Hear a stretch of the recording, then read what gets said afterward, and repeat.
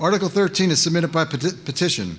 Shall the Keene School District be prohibited from electioneering, which includes but is not limited to spending budget money to parentheses, directly or indirectly, close parentheses, educate, advertise, and or influence the voting results on questions, warrant articles, ballot initiatives, and or candidates? That is Article 13. Mr. Parent. I move that Article 13, submitted by petition, be replaced with the following: shall the right of the Keene School District to, quote, electioneer, end quote, as that term may be reasonably defined, be in accordance with applicable state law. And then after a second, I'd like to speak to it briefly. Second. Go ahead. It's the most absurd petition article that I've seen in a long time. This board has had a policy for many years of trying to educate the public as to what the issues are. We've had some comments today about are we going to be telling things? And what the heck is electioneering anyway? And how do you get by the Julius Caesar problem, which is that you educate but you're slanting it in one way or another, like in the Friends, Romans, and Countrymen speech.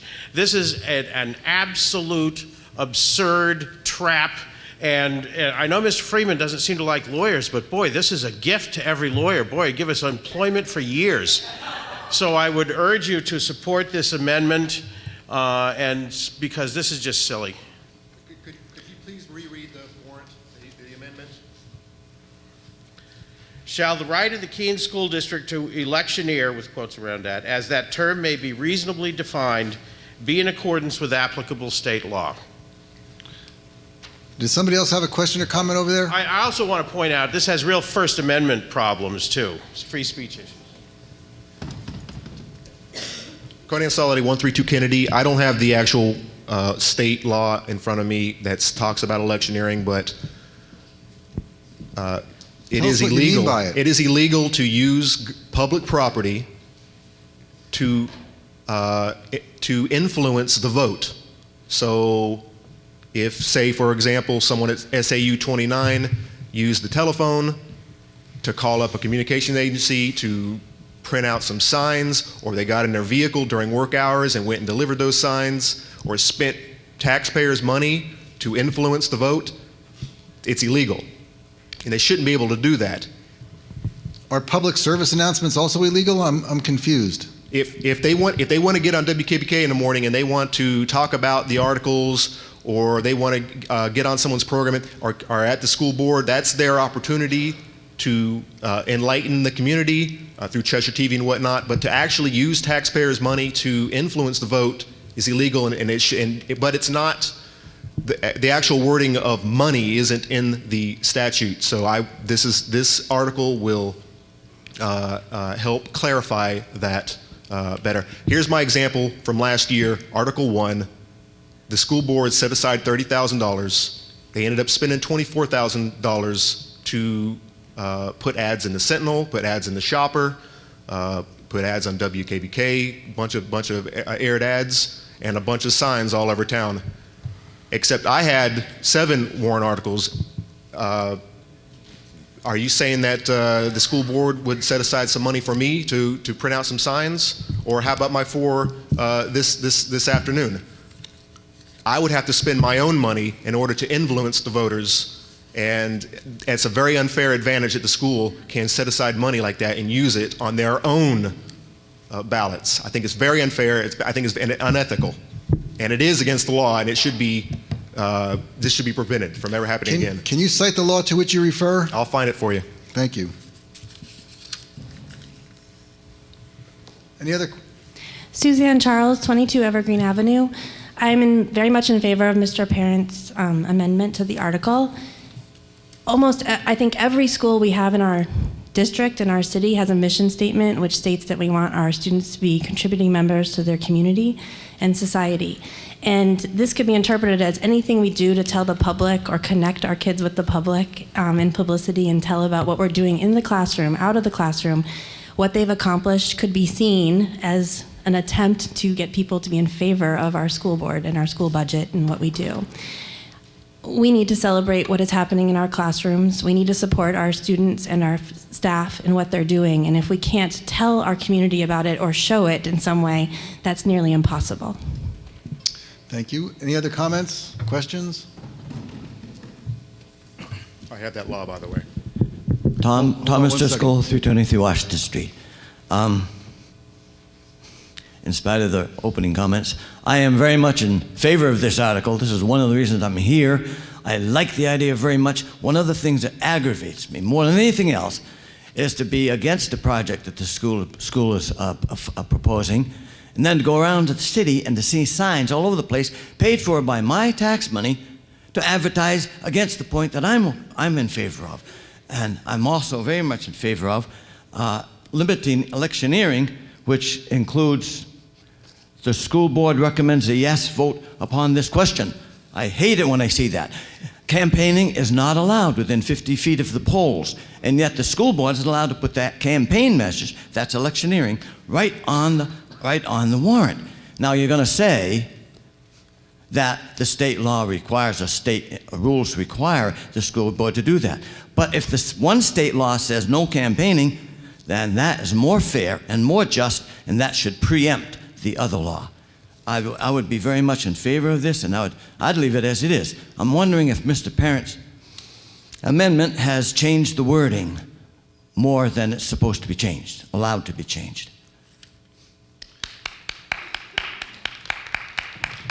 You have information? Go I ahead. did find the law, and by the way, the law you just spoke, the school board is allowed to write yes or no at the end of their money warrants. I found that one out last year. But this is a different one. This is 659:44-A, electioneering by public employees. No public employee as defined in RSA 273-A:1, 9 shall electioneer while in the performance of his or her official duties or use government property, including but not limited to telephones, fax machines, vehicles, and computers for electioneering. For the purposes of this section, electioneer means to act in any way specifically designed to influence the vote of a voter on any question or office. Any person who violates this section shall be guilty of a misdemeanor. Do you want me to say that? Did you get that statute? I did. 659:44-A, right? Correct.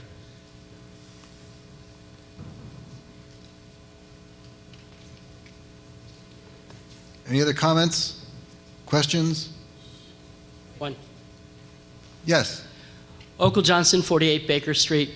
I'm having trouble remembering the wording of the amendment, but the question is, what would happen if that amendment were voted down in the election? What would the effect of Then that Article be? 13 would be as it appears now. No. I mean, the amendment. If the amendment passes and goes to the voters, and the voters vote it down, what would be the effect of voting down the amended article?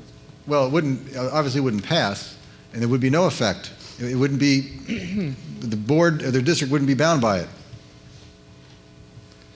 I would remind that I am not trying to change state law. I'm just saying that the Keene School District shall have the right as it's in accordance with applicable state law. This is so poorly worded. Educate, does that mean you can't publish the budget? I mean, it's just absurd. You can't advertise public meetings. You can't arrange for elections. I mean, this is just such an overreach of anything that could possibly be intended. That's why I said we should do whatever we do in accordance with state law, and I'd urge people to vote for my amendment. I was ahead of that. Oh, I'm sorry. I didn't see you over there. Thank you. Thank you. David Crawford, 36 Marlborough Street, Keene. I would be interested to hear the attorney. I'm not sure his name, but looks like he's looking at a legal book right now. John, Mr. I would be interested in his perspective of the law that Mr. Sade quoted, if he could. I think the school board has an obligation to inform and to educate, and has further an obligation not to an electioneer, as that term was defined by Mr. Solida. I can't draw that line between informing and educating without specific facts. In 30 years I've been doing this, I've seen the board overextend itself more than once. And I sit there and look at something and I say, whoa, I hope no one asks me about that. But those are specific details that sometimes I trip across. I think on the whole, the board does it right. It has public hearings to inform and to educate. I don't know if I'm answering your question, but I think sometimes they overextend themselves, but I think it's all in good faith.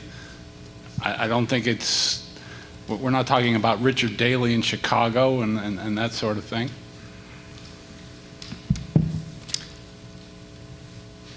Hi, Steve Maselli, 10 Aspen Street. I'm a little bit confused based on a comment just before me. So there's already a law that says electioneering is illegal, if I understand this correctly. Is that right? Is that what the law says, that you're not allowed to electioneer? And then that this article that is being proposed confirms that law, right? So if this article and not the amendment were to go to the polls and it did not pass, does that mean then that the school board would not have to follow anti-electioneering laws? I mean, the logic behind the original article confuses me. Could the petitioner try and straighten it?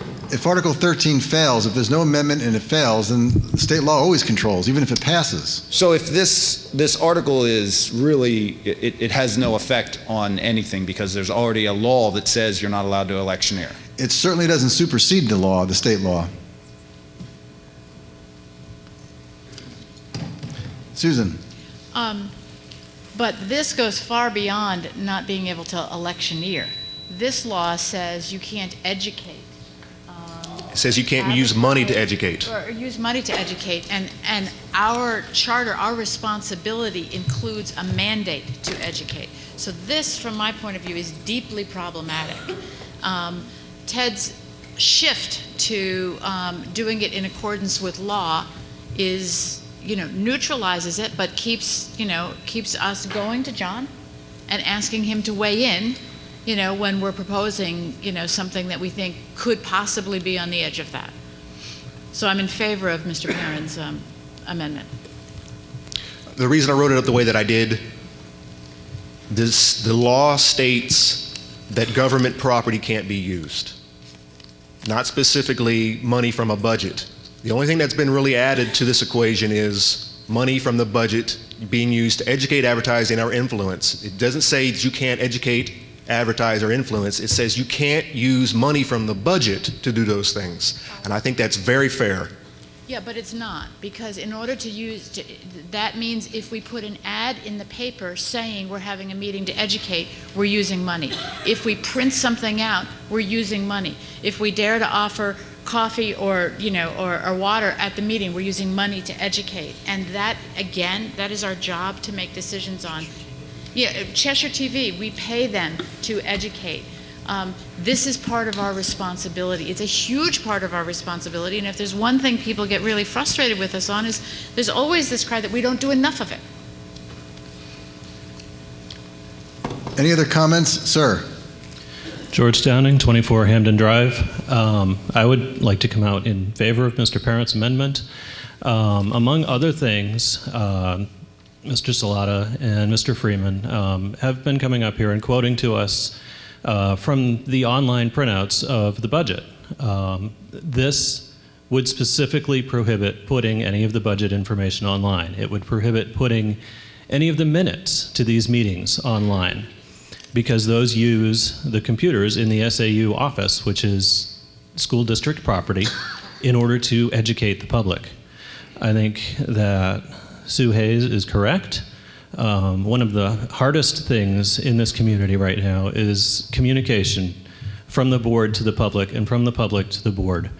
The board is already limited by state law against electioneering. Essentially, what the article as written does is prohibit the board from communicating information to the public, not electioneering, telling us what is going on, what the articles are, what the budget is, what the board is trying to do at any given time. It is an unnecessary limitation. It essentially cripples the communication between the board and the public when the board is already bound by state law to not electioneer in the first place. So I believe that Ted's amendment affirms that the board is bound by the state laws without limiting what the board can do to keep the public informed. Yes. James Cleveland, 31 Dunbar. I think it's important, you got to read the last part of the Article 13. This will only apply to questions, warrant articles, ballot initiatives, and/or candidates. So it wouldn't prevent, let's say, putting the budget online. You know, that doesn't really relate to the questions, warrant articles. Sir, it says it's a prohibition against educating, advertising, and/or influencing the voting results on questions. What do you mean by questions? Well, the voting results. So I think maybe it's not worded very well, but I think the intent of this article was to basically, it's one thing to say, you know, please come out and vote on Article 1. It's another thing to say vote yes or no on Article 1. There's a huge difference in that. And I think that's what the intent of this article is trying to prevent that. Should the school board tell us where we go to vote, or would that be prohibited? I mean, I think that would not, that couldn't really influence the vote one way or another. You know what I mean? So if you just inform people like, here are the polling locations, that's completely different than saying, here are the polling locations, you should vote yes on Articles 1 through 13 and no on 14. It's completely different, you know what I mean? Thank you. Anybody have anything new to add? Yeah, I've got a question. Ian Freeman, 63 Emerald Street. You guys talked about the schools in Keene being great. If they are so great, why do you have to threaten to take people's homes if they don't want to pay for them? Point of order. That's out of order. Does anybody else have anything meaningful to say at this point? I'm going to call the question. We're on ballot question H. I was just on my way here for this. Go ahead. I Last was comment. just going to say, I think most people are plain and clear about what they're, if making a suggestion to vote a certain way, the difference between that and informing people, it's plain and clear. This fellow up front came here because of being, and he made it clear that, and I'm clear on it, and I think everybody that sees the ads is very clear on the difference between saying where to vote and how to vote. Susan. I think you're right about that distinction. The point is, right now, we have a legal obligation on those ballots to say what we support and what we don't support. So until that changes, that's what we're going to do. All right, so the question is now called. You're going to be using ballot question H to vote on the motion to amend Article 13.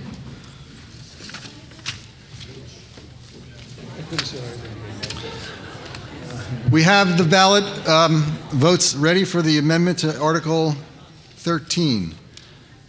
The motion to amend passes by a vote of 72 yeses to 11 noes, so the motion carries. Mr. Freeman, I see you standing at the mic, eager. Oh yes, I would just like to thank Ted Parent for proving that this system is a joke and You're out of order. Please cut the mic idea. off. Mr. Parent. I would like to, first of all, thank the board for all their hard work, the administrators for their hard work. I'd like to thank also the people that have been working at the checkout lines and our moderators and helpers to you, and also to you for your service to the district. And with that, I move to adjourn. Second. All those in favor, please say aye. Aye. Opposed? Ayes have it. Meeting is adjourned. Thank you all very much.